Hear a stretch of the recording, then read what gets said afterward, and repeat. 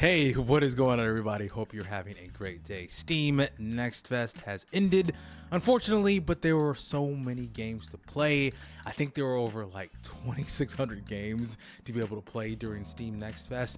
I only played about 8 because that's all I had time for, but I was excited to play every single one of them. And the first one I'm going to start off by talking about is a game I've already talked about before. It's called Atomic Owl. Did a whole video on it. It's developed by Monster Theater, and it's a pixel art based single player side-scrolling roguelike that combines fast-paced platforming with dynamic hack and slash combat and a variety of weapons, power-ups, and a demonic blade. I talked more in depth about what you find in the demo and what I enjoyed about this demo in particular because I was able to play it early. So shout out to the devs at Monster Theater for allowing me to do that as a part of the Monster Theater Creator Program. So excited to be able to show that up for you early to get a little bit more eyes on it. And I think people took to that really well. And hopefully, if you saw that video, hopefully you were able to play it and enjoy it as well. Let me know what you thought about that in the comments. And just want to shout out the fact that I did say in that video that I thought the voice acting felt a little bit off and maybe that was an error. Turns out that the devs actually responded to that and said that the voice acting is more related to the Persona games where you have fully voice acted cutscenes within the dialogue, maybe some other bits of character interaction, and maybe some audio-less dialogue right there. So it's kind of emulating the Persona type vibes with that game, but I wanted to follow up on that and shout that game out again, Atomic Owl. The next game I played is called Rift of the Necrodancer by the developers of Crypt of the Necrodancer, Brace Yourself Games, and published by Key Publishing. It says, the Necrodancer's back in an all-new rhythm game. Dragged into a strange new world, Candidates must engage in musical combat with monsters surging through the rift. Faced pulse-pounding rhythm riffs where every beat is a battle, all set to an original electric soundtrack by Danny Baranowski and friends. Awesome music by some actually pretty notable artists, especially in this demo. There's actually a track by Alex Mukala. If you don't know who that is, he does a lot with Final Fantasy and just a lot of reharmonizations of different video game style compositions. He's actually really incredible. Fantastic bass player. As a bass player myself, I love seeing people who rock out on the bass and actually take video game music and adapt it in their own style. So excited to play tracks like that. The menu is reminding me a lot of DDR, where you're selecting the different tracks, you're able to practice them. You have the different difficulties like easy, medium, hard, and impossible.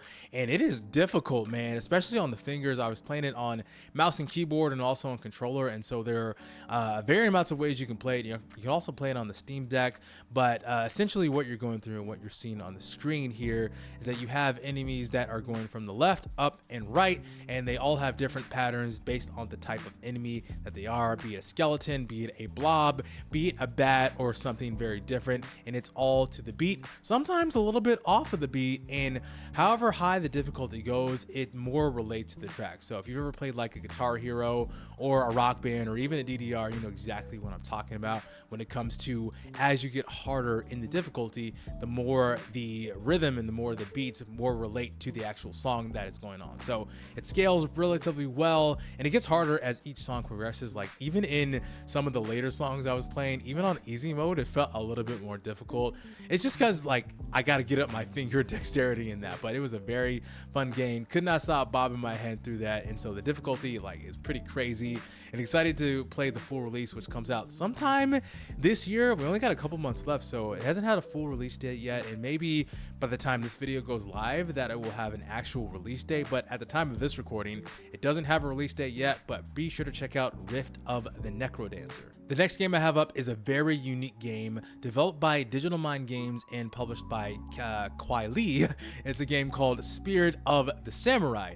It says, a village in peril, a samurai reanimated, an Oni advancing, fighting army of undead warriors, and the Japanese monsters as a human, a Kodama, and a cat in this 2D stop motion action adventure. And yes, 2D stop motion, almost like claymation, so to speak. It is beautiful looking, beautiful cutscenes, beautiful art direction in the gameplay. And actually, in fact, I upgraded my PC recently, so I was able to feel the full breadth of the graphics in this game, and it looks so good. It emulates definitely a traditional style like Japanese folklore game, and there's some English voice acting there. That I think they hired Japanese voice actors to do not only the Japanese but also the English stuff as well. So it's very good voice acting in it, and essentially you are going around as this samurai by the name of Takeshi. Although by description you'll be able to fight as a Kodama, which is a little tree spirit, and also as a warrior cat. But in this demo, I just played as the samurai, and so the combat is actually pretty in depth. You're using the right analog stick for directional inputs, so you're going right, left, up, and down for different styles of attacks. You're also going around in case enemies go behind you. You also have a dodge. You can also parry. You also have a bow with you, and enemy AI scales to how you react, and will react differently to how you combat them. And so it's actually pretty fast. The enemies are pretty fast in this, and so it's actually really interesting. You can also customize your combat with an in-game combo editor. So as you level up and as you gain more experience, you're able to add more moves to your arsenal, and so you can add a different type of sweep, a different type of frontal attack, an upward attack, left right attack, or a behind or a parry. So there's a lot of customization involved with this game, and it looks so good. Can't wait to play more of this. This actually drops on December the 12th 2024, just in time for Christmas. Be sure to check out Spirit of the Samurai, or The Spirit of the Samurai. Another very unique pixel art RPG game is called Keep Driving by YCJY Games, developed and published by the same name. And it says an atmospheric management RPG about life on the open road. Pick up hitchhikers, work odd jobs, customize and repair your car, and map out your route across the country. Use upgrades, skills, and items to overcome challenges, and remember to take it easy. You're young, you have time. And it's really cool, reminiscent of very 80s and 90s style movies where you're just driving around town. And I love a good road trip, especially when you have a great soundtrack. And this game has a very great soundtrack, reminiscent of those old style movies that you love so much. Very grunge, very retro, very rock vibes, very chill and laid back. And so yeah, I love it. Reminds me of a good old school point and click adventure game. There's a lot of mechanics involved with this game, from repairing your car to make sure you have different durabilities. You will engage in what the combat is actually, you're engaging in basically threats or road obstacles, be it a car, be it sheep, be it an obstacle on the ground. And so there will be various things that you will have to clear out to be able to get through that various road that to continue on your journey. It'll just go on. You'll have different effects like being tired, being hungry, and you'll have to just manage all of those different systems. And there's a lot to keep track of, but as you go on with the game, I felt like it felt a little bit easier. Once I got through 1 or 2 encounters, it felt pretty easy to kind of manage everything. And it's good because there's a lot of things that you can see on the screen. The UI is very manageable. You can see everything on the screen. You can upgrade your car, you can upgrade yourself, you can upgrade your skills. You can also pick up hitchhikers which have their own skills to be able to clear out those threats as you go along in your journey. So very unique looking game. I can't wait to see more of this game. There's actually no announcement for it, no release date announced, so maybe sometime next year, maybe in 2 years, I don't know, but I can't wait to see more of Keep Driving, so be sure to wishlist that if you want to see more. The next game I have up is a game I hope Nintendo doesn't try to throw a lawsuit over, and it's called Temtem Swarm.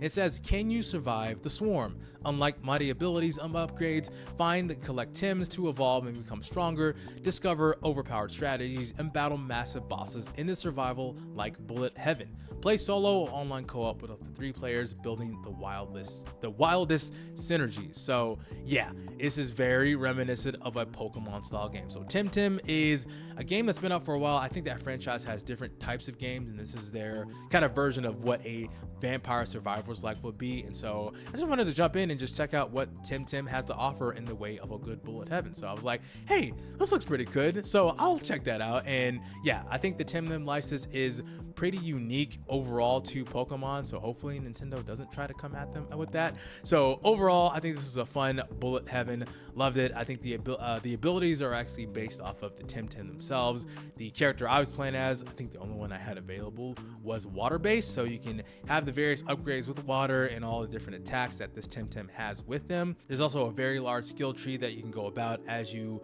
go throughout your various runs. You can also evolve during your run as to deal more damage, gain more attack speed, and all that stuff. So I think that allows it to stand out just a little bit because you can also evolve mid-combat. So that really makes it stand out a little bit more, and also just looks cute. It looks fun. It looks like a good bullet heaven. Can't wait to see more of it. There's also going to be co-op, like I said in the description. Co-op available up to 3 players. This is going to come out in Q4 of 2024. Developed by Crema and published by Crema. I actually didn't say the developer and publisher, but you know if you've done anything Temtem related. So yeah, excited to play more of Temtem Swarm. Next game I have up is a game I've been seeing a lot on threads recently, so very excited to finally play the demo of this, and this is called Mandragora, developed by Primal Game Studio and publisher by Knight's Peak. It says slash, burn, and rage your way through Mandragora, a 2.5D side-scroller action RPG with deep Metroidvania and Souls-like elements. Light your witch lantern, enter the dark realm of entropy, and tear reality asunder. Yeah, like I said, I've been seeing this a lot on threads, been seeing a lot of the combat and some of the clips online, and so it's just looking so good. Love a good Metroidvania, love a good Souls-like, so yeah, glad that these two elements are blended together. Reminds me a lot of No Rest for the Wicked by Moon Studios, who created Ori and the Blind Forest. That came out earlier this year as well. So art style is a little bit similar, except it's more, 2D, 2.5D side scroller as opposed to more top down, but it definitely has all those RPG Souls-like elements. And you can only choose one class in this demo, and I wish I was able to choose more, but obviously when you go into the demo you can see more classes that will be available in that. And so yeah, you have different types of systems in here. Light attacks build up heavy, light attacks build up energy to use a heavy attack. You also have a special that's limited, healing items, etc, all the classic Souls-like Metroidvania RPG elements that you have known and to love, difficulty included. So a little bit of difficulty in there. The character art is amazing, especially when you're having conversations. As you can see that you have this close-up of this what looks like hand-painted character art of these characters that you're talking to throughout the world. Your character is voiced as well, so really cool to see. This game really looks awesome. It just felt good. I feel like this is going to be a pretty beefy game. I don't know how long this game is going to be, but I feel like it's going to be long based on what I'm seeing so far. Doesn't have a release date. It says coming soon on the Steam page. So yeah, Mandragora looks good. Be sure to keep an eye on it if you are a fan of Souls-likes and Metroidvanias. And the next game I have up is a game called Neon Blood, developed by Chaotic Brain Studios and published by Meridian Games and Astrolabe Games. It says Viridius year 2053, growing inequality drives Bright City and Blind City further and further apart until idealistic detective Alex McCoy starts a revolution to change the world in this fast-paced cyberpunk adventure. I saw this trailer a while back and I was very much hooked on it, and it looks so good. It's an RPG with the hard-boiled detective vibe, so kind of like a cyberpunk noir, so to speak. So not very black and white, but more just neon and bright with a lot of neon. In fact, devs even say just a lot of neon in the description of this. And so there are a couple of elements involved, especially with this demo. So there's exploration with investigations. You're talking to the various people to try to figure out what is going on, and you're using a detective mode by using Alex's eyes, which essentially act as a scanner to basically suss out clues and figure out what is going on. At least in this demo is more like I'm trying to figure out trying to get the money to be able to confront this guy by bribing a security guard. So you have the investigation elements, and then you have the combat, which is more just classic turn-based RPG combat with guns, attacks, but also using your cybernetic enhancements as well. Your enemies also have a couple of phases with cybernetic enhancements as well. So yeah, a lot of cool things going on in there. I love the mix of 2D pixel art with 3D environments. It looks so good, runs really well. Play on the Steam Deck as well. In fact, all the games I played in this video are playable on the Steam Deck at the time of this recording. So great there if you wanted to play them on the Steam Deck. And just a lot of neon, like I said, a lot of neon involved. Looks really cool. Can't wait to see more of this. It comes out on November the 26th. So I believe that's either Black Friday or Thanksgiving or the week of Thanksgiving. So yeah, give Neon Blood a look if you are interested in good like cyberpunk adventures. If you want to break from just cyberpunk 2027, if you want to stay in that world but more in the pixel art detective based RPG style, check out Neon Blood. And last but certainly not least, a game that is probably on my list for favorite roguelike ever right now, just highly anticipated. I've got Hades 2, I'm playing Realm of Ink right now, and this is called Windblown. I saw the trailer last year a lot of hype around this, and it looks so good. Developed by Motion Twin, and if you're familiar with Motion Twin, they created Dead Cells. It says brave the vortex and dash your way to greatness in this lightning fast action roguelite for 1 to 3 players from the crafters of Dead Cells. Absorb the powers of the fallen warriors, rebuild their weapons, and wipe the floor with those sentinels in search of that perfect one. And like Dead Cells, this feels so good. Motion Twin definitely has the experience and the pedigree to put out a fantastic roguelike because they've done so much with Dead Cells already, and this feels so good. From the moment I picked this game up, it felt so good. The dash felt amazing, the combat felt amazing. It's just so good, and the music is also like pretty laid back and chill. I love it. It's so cool. It's such a fun game to play. Just the demo alone made this game feel so good to me. I'm so hyped for it since I saw the trailer for it last year. Yeah, it's so good. Man, I love this. Yeah, they clearly know what they're doing by this. In fact, this game comes out at the time of this recording either today or in a couple days from now. So if you're watching this on the 24th, it comes out on October 24th. That day is today. Comes out in early access, and I can't believe they were gonna drop the release date on the busiest month of the year, one of the busiest months of the year. So man, I'm gonna have to pick this up later because I don't have time to play it right now. Hades 2 just dropped a massive update. So like, what are you expecting to do? You expect me to play Windblown and Hades 2 within the same time span? Man, give me a break. I mean, it looks so good. Windblown is awesome. I can't wait to play it. It also has co-op, so if you're someone who are into co-op games, if you have a friend who loves roguelikes but wants to play with more friends, this is the game for you. Online and local co-op, it's going to be awesome. In fact, I may try to find someone. Hey, this is a call out to anybody who is a creative or anybody who watches the channel. If you're gonna get Windblown, I may get it at some point. If you want to jump on co-op with me, let me know. Let's figure something out. I would love to do something like that. I would love to co-op with somebody in Windblown at some point. So yeah, hit me up on Threads or just leave a comment on this video to let me know if you're interested in playing co-op with me in Windblown. I would love to be able to get that started and do that. Yeah, so yeah, let me know and I'll get back to you and we'll figure something out. But yeah, those are the 8 games I played over Steam Next Fest, and you can tell that there is a lot of variation between all of these different types of games, and I just love it. It's just a great time for me to just explore what video games have to offer during this time, and there's so many more demos, and I think hopefully some of these demos will still be available after Steam Next Fest, and if they're not, that's unfortunate, and hopefully they will bring them back, and I can't wait to see how these games flesh out.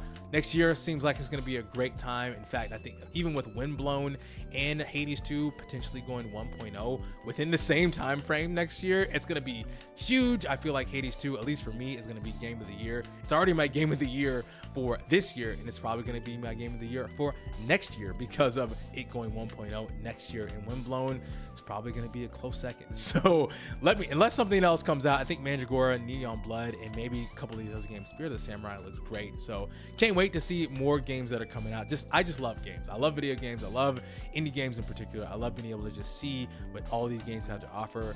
I want to know what you played over Steam Next Fest. I want to know what you played. Let me know in the comments about Windblown, and let me know what you played over Steam Next Fest. Let me know what stuck out to you. I would love to hear your experience in the comments of this video and or other videos that you have. And yeah, let me know what games you've been playing. I would love to check them out and to see if they have their demos still available. And if you want to see more indie game content from me, be sure to like, share, and subscribe to the channel. We'll be playing more Realm of Ink later on, either this week or next week. Just trying to figure out my own personal schedule. And then I'm going back to Hades 2 because I got to get that massive update going. We're going in. I'm so excited. I love games. I'm just so pumped, so excited. Love playing. It's so hyped for this time of year. And you can tell just my excitement by everything that is going on in the realm of video games. And yeah, if you want to see more, like I said, like, share, and subscribe to the channel. My name is Chike, and I will see you on the next one. Peace out.